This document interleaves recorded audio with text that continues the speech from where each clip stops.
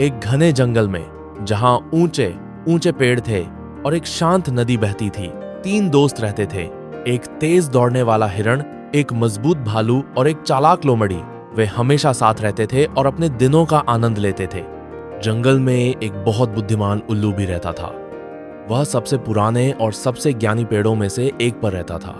जब भी जानवरों को कोई समस्या होती, वे उसके पास सलाह लेने जाते थे। एक दिन जंगल में एक बड़ा सूखा पड़ गया।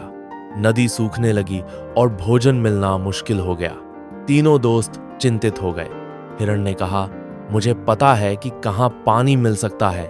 मैं सबसे तेज दौड़ सकता हूँ और तुम्हें वहां ले जाऊंगा। भालू बोला, पानी की तलाश में हमें दूर जाना पड़ सकता है और मैं सबसे मजबूत हूँ। मैं किसी भी बाधा को पार कर सकता हूँ। लोमड़ी ने अपनी पूंछ हिलाई और कहा, ये सब ठीक है, लेकिन हमें सबसे अच्छा रास्ता पता लगाना होगा। मैं सबसे चालाक हूं और सही दिशा बता सकती हूं।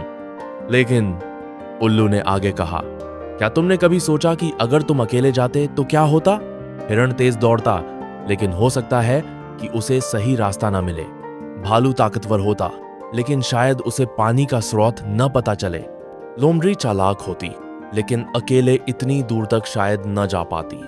उल्लू ने एक पल के लिए अपनी आंखें घुमाई और बोला, सच्ची शक्ति मिलकर काम करने में है। जब तुम तीनों अपनी अपनी क्षमताओं को एक साथ लाओगे, तभी तुम इस चुनौती का सामना कर पाओगे।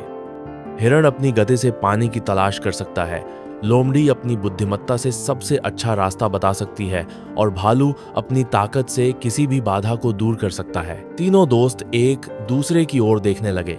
उन्हें उल्लू की बात समझ में आ गई थी। उन्होंने अपनी बहस बंद की और मिलकर काम करने का फैसला किया। हिरण सबसे आगे भागा, लोमड़ी ने उसे सही दिशा दी और जब भी कोई बाधा आती, भालू उसे हटा देता। जल्द ही उन्होंने जंगल में एक छिपे हुए झरने को ढूंढ लिया और सूखे से राहत पाई।